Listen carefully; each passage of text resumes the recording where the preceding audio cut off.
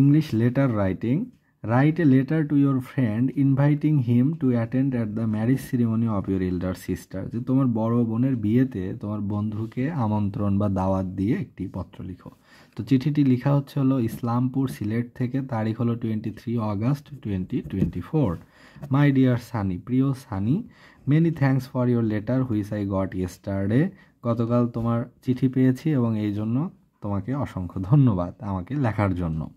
You will be glad to know that the marriage ceremony of my elder sister comes off on 3 September 2023 in my village house, বা 2025, যে আমাদের এই তারিখে আমাদের বাড়িতে আমার বড় বোনের বিবাহ অনুষ্ঠান অনুষ্ঠিত হবে।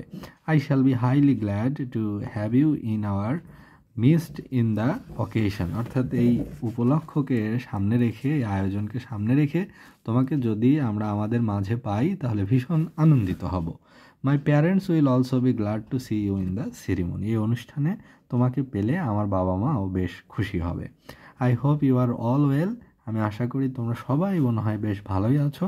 With respects to your parents and love to you all. তোমার পিতামাতার প্রতি সম্মান বা সালাম রইল এবং তোমাদের সকলের প্রতি রইল ভালোবাসা। Yours sincerely Minon. এতে তোমার একান্ত মেনন বা মিনন চিঠি লিখছে হলো সানির নিকট। কোন বিষয়ে? যে বোনের বিয়েতে দাওয়াত। তো বলছে যে আমি গতকাল তোমার চিঠি পেয়েছি, I got your letter yesterday and you will be very glad to know that যে the marriage ceremony of my elder sister will be held on 3 September 2024, যে 2024 আমার বোনের বিবাহ অনুষ্ঠান অনুষ্ঠিত হবে ইন আওয়ার ভিলেজ হাউস, আমাদের গ্রামের বাড়িতে। And will be very happy if you join us. তুমি যদি আমাদের এখানে যোগ দাও তাহলে আমরা ভীষণ আনন্দিত হব। My parents are also expecting you. আমার বাবা মাও তোমাকে ভীষণভাবে প্রত্যাশা করছে যে তুমি আসবে।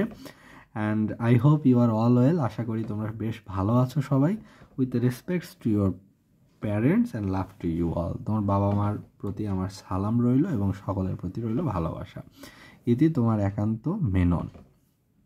তো এই যে লেটারটি, এটি পড়া হলো ফেসবুক 1-এর ভিতর সব 5ম শ্রেণী এই গাইডটি থেকে।